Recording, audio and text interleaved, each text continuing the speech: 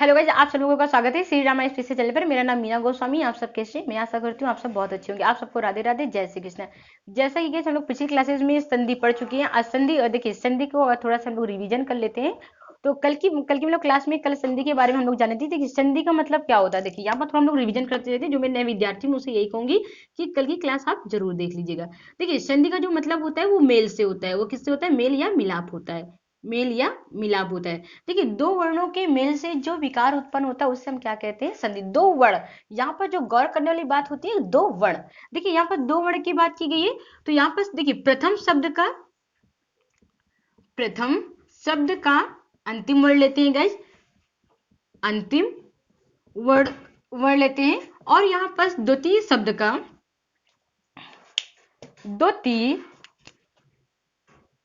द्वितीय शब्द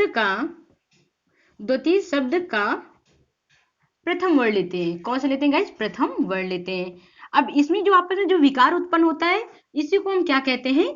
संधि कहते हैं। इसी को गाइस हम क्या कहते हैं? संधि कहते हैं।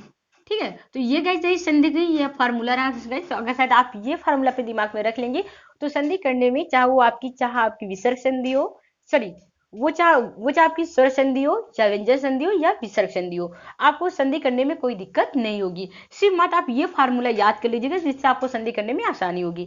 तो चलिए अब हम लोग आते हैं। देखिए संधि कितने प्रकार की होती है वो सब बच्चों को पता होगा। संधि मैम 3 प्रकार की होती है। कौन कौन सी होती है आपकी?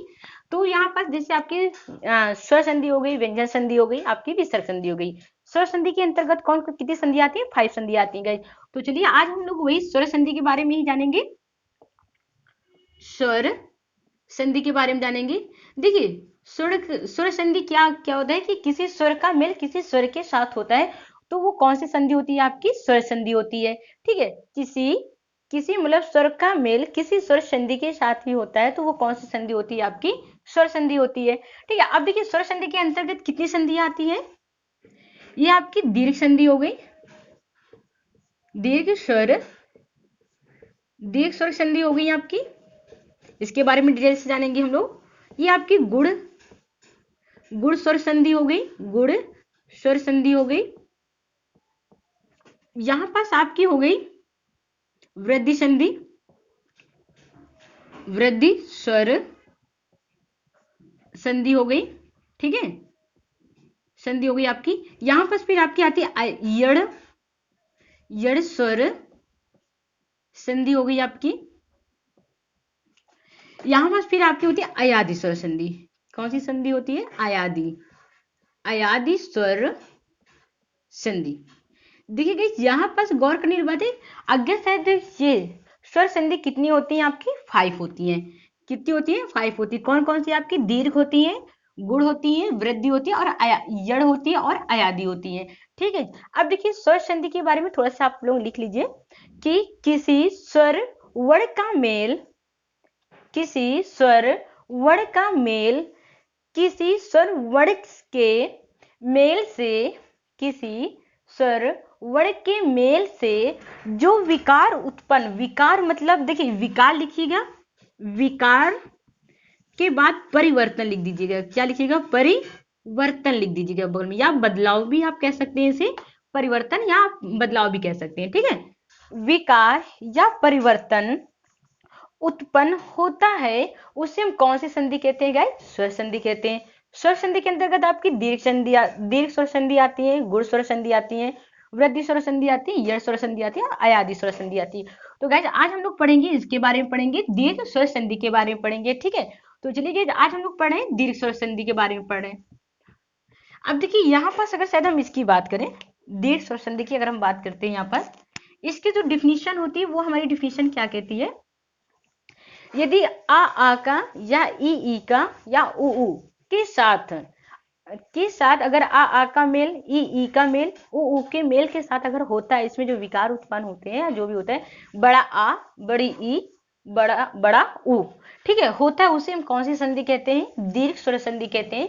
तो इसकी थोड़ा सा आप डिफिनीशन गाइस लिख लीजिए कि आ या बड़ा आ कामा ई या बड़ी ई कामा उ या बड़ा उ के साथ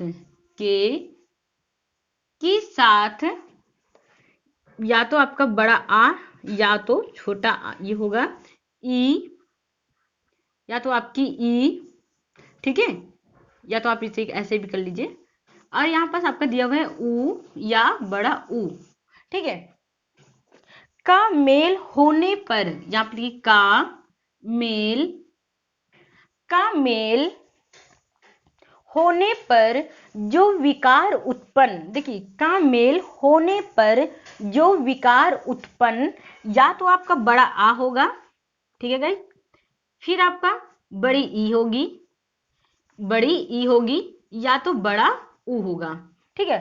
होता है, का मेल होने पर जो विकार उत्पन्न, तो आप इसे मतलब वो लिख लीजिए, ठीक है, बड़ा आ, बड़ी ई, बड़ा ऊ होता है, उसे हम दीर्घ स्वर संधि कहते हैं। बहुत सारे विद्यार्थी ये कह रहे हो कि मैम मुझे ये बड़ा आ, बड़ी ई, ये नहीं समझ में आ रहा, तो चलिए अब हम इसे डायग्राम से समझते हैं, ठीक है। तो अब हम इसे इरेज करते हैं। अब यहाँ पास आप इसे डायग्राम से समझिए दीर्घ स्वर संधि को।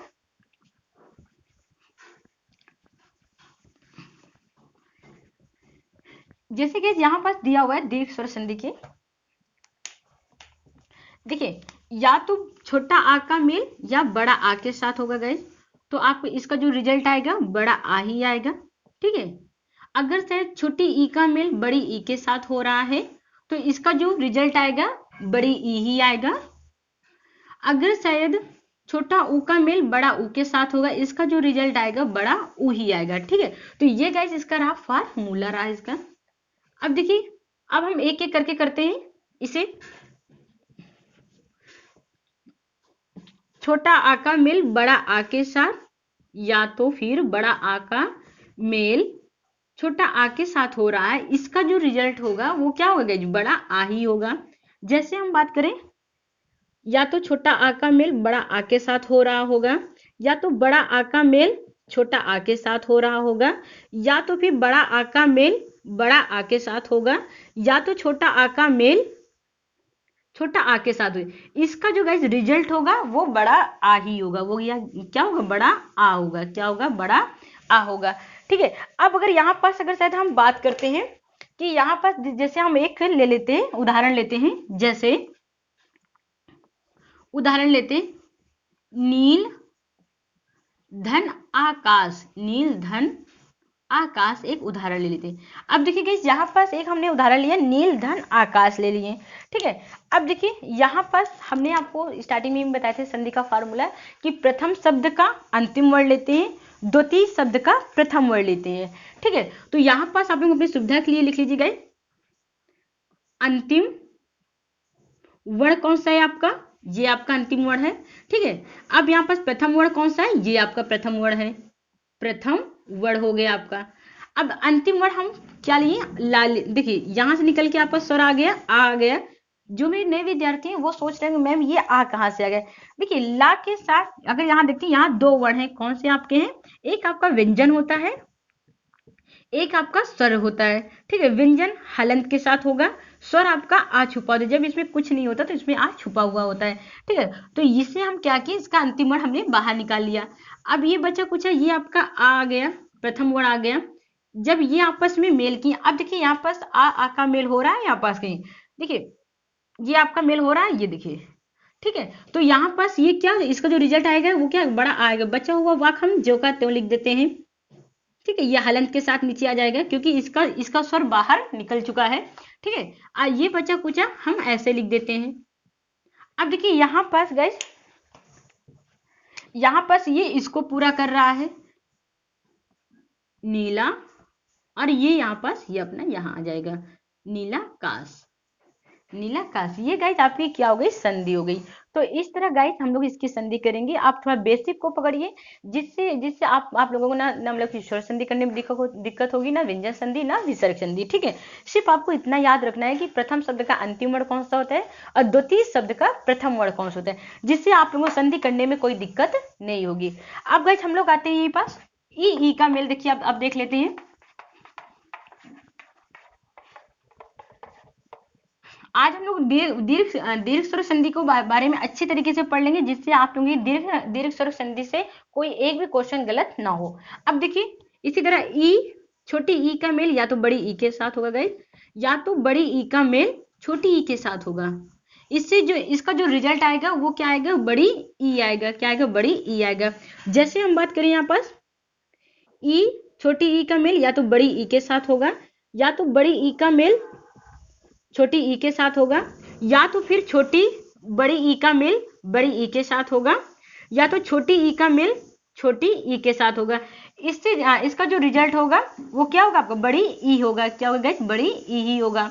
ठीक है, अब देखिए यहाँ पास ये इसका फार्मूला है, आप इसी तरह आप बना लीजिए कि जब ई का मेल या तो छोटी ई का मेल बड़ी ई के साथ हो, या तो बड़ी ई का मेल छोटी ई के साथ हो, इसका जो रिजल्ट होगा वो बड़ी ई ही होगा। ये इसका इसी तरह आप डायग्राम पूरा बना लीजिएगा, जिससे आप लोगों को करने में दिक्कत नहीं होगी। अब देखिए यहाँ पास एक हम उदाहरण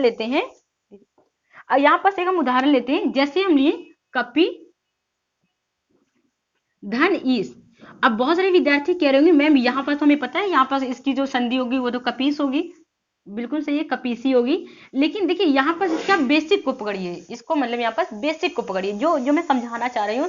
और कोई कितनी बड़ी संधि क्यों ना आ जाए, आपको करने में कोई दिक्कत नहीं होगी। ठीक है, जो आप लोग रट्टा मारते हैं, आप लोग रट्टा मारने की, वो आज से आप लोग रट्टा नहीं मारेंगे, सिर्फ आप इसके बेसिक को पकड़िए। देखिए प्रथम शब्द का अंतिम वर्ण क्या है, यहाँ पर आपका ई बाहर निकल के आ गया। ठीक है, ये आपका प्रथम वर्ण कौन सा है, आपका बड़ी ई है। अब देखिए यहाँ पास आपका दिया हुआ है, ये यहाँ पास दिया हुआ है कि छोटी ई और जो बड़ी ई का मेल होता है, इसका जो रिजल्ट आता है वो क्या आता है, बड़ी ई आता है, बड़ी ई। बचा हुआ वाक्य हम जो का त्यों लिख देते हैं। बचा हुआ वाक्य क्या करते हैं, पाप हलंत के साथ आ जाएगा।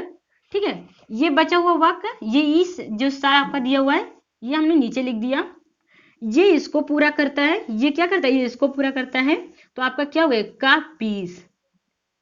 ये गाइड आपकी क्या हो गई, संधि हो गई। ये गाइड आपकी क्या हो गई, संधि हो गई। देखिए कपीस कपीस। ठीक है, तो आप इसे मतलब इसकी बेसिक को पकड़िए, जिससे आप लोग संधि करने में कोई गलती नहीं होगी। ठीक है, अब देखिए सिर्फ मत आप लोग अपने दिमाग में सिर्फ एक चीज बैठा लीजिए कि प्रथम शब्द का अंतिम वर्ण कौन सा होता है और द्वितीय शब्द का प्रथम वर्ण कौन सा, जिससे आप लोगों को संधि करने में कोई दिक्कत नहीं होगी। अब गाइड हम लोग आते हैं उ का मेल। अब देखिए यहाँ पास हम लोग चलते हैं उ का मेल।